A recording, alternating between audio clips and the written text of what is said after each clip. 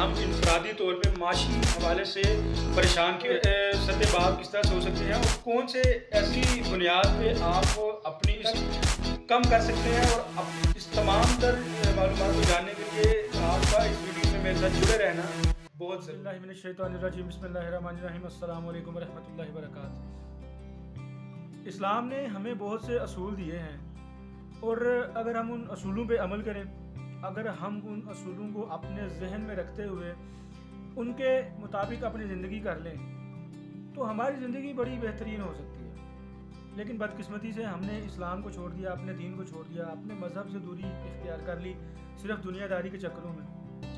تو دنیا داری کی ٹینشن ہمارے سروں پہ جو ہے نا وہ منڈلا رہی ہے۔ یہ تو ہمیں اسلام میں یہ چیز بتائی گئی ہے کہ اگر ہم دنیا کو چھوڑ کر دین کی طرف آئیں گے، دین کی طرف رغبت اختیار کریں گے، اللہ اور اس کے رسول صلی اللہ علیہ وسلم کے ساتھ اپنا جو انٹریکشن ہے وہ زیادہ کریں گے، تو دنیا کی ٹینشنیں ہمارے لیے کم ہو جائیں گی۔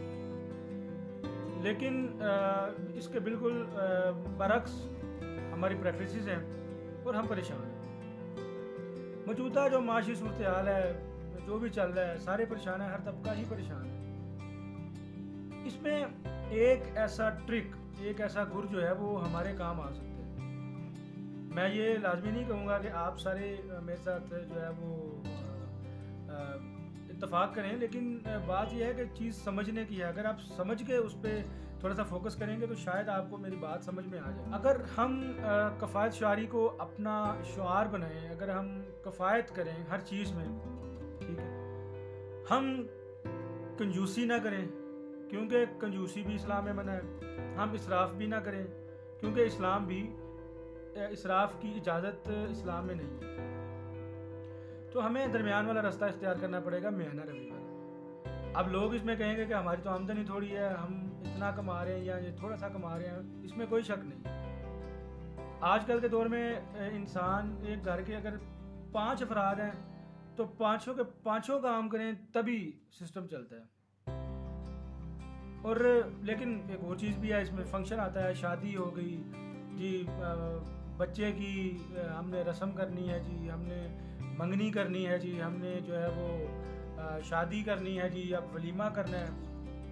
شادیوں پہ ہم 10-10 لاکھ لگا دیتے ہیں۔ شادیوں پہ ہم یہ چیز نہیں سوچتے کہ یار کل کو ہم نے واپس بھی کرنے ہیں پیسے۔ اس ٹائم نہ تو ہمیں کفایت شعاری یاد آتی ہے، نہ ہم غربت کا رونا روتے ہیں، نہ ہم کوئی بھی چیز کرتے ہیں۔ ہم جیسے تیسے کر کے، ہم کسی کے ترلے منتیں کر کے ہم ادھار لے لیتے ہیں، اور وہ جو کریڈٹ ہو جاتا ہے وہ تو دینا ہے آپ نے۔ آپ کی سیلری ہے، آپ کو چھوٹا موٹا کاروبار کچھ بھی کر رہے ہیں، تو آپ اپنا جو نقطۂ نظر ہے اس چیز کے بارے میں وہ تھوڑا سا ریوائز کریں۔ ہم کیا کرتے ہیں جی، ہم یہ کرتے ہیں کہ ہم کہہ رہے ہیں کہ بھئی ہم نے شادی کرنی ہے، دھوم دھڑکے سے کرنی ہے، اب دنیا کیا کہے گی، ہماری ناک نیچی ہو جائے گی۔ اس وقت نہ تو ہمیں میانہ روی یاد آتی ہے، نہ ہمیں دین اسلام یاد آتا ہے، نہ ہمیں کفایت شعاری یاد آتی ہے۔ اس وقت ہم اسراف کرتے ہیں کھل ڈھل کے۔ لیکن یہی تو صورتحال ہے، یہی وجہ ہے کہ ہم پریشان ہیں، کیونکہ ہم نے بعض جگہوں پہ اپنے اخراجات اس طرح سے بڑھا لیے ہیں کہ ان کو کنٹرول کرنا اب ہمارے بس میں نہیں ہے۔ اگر آپ کی ضرورت مثال کے طور پہ 10 روپے کی چیز سے پوری ہو رہی ہے تو 100 روپے کی چیز لانا کو بہت ضروری ہے۔ اگر آپ کی ذمہ داری ہے کہ آپ نے 50 روپے کی کوئی چیز لے کے آنی ہے، آپ 1000 روپے کی چیز اٹھا کے لیں، قصور کس کا ہے؟ قصور تو آپ کا ہے۔ کفایت شعاری کو اپنا جو ہے نا وہ لبادہ بنائیں، اور اللہ اور اس کے رسول صلی اللہ علیہ وسلم کے ساتھ اپنا انٹریکشن زیادہ کریں۔ یہ چیزیں ہیں جن سے ہم موجودہ صورتحال کی پریشانیوں سے بچ سکتے ہیں۔ دیکھیں ہمارے اختیار میں جو چیز ہے ہم وہ تو کر سکتے ہیں، ہم اللہ کے حضور جو ہے وہ گڑ گڑا تو سکتے ہیں، ہم معافی تو مانگ سکتے ہیں، باقی جو قسمت میں ہونا تو وہ ہوتا ہے۔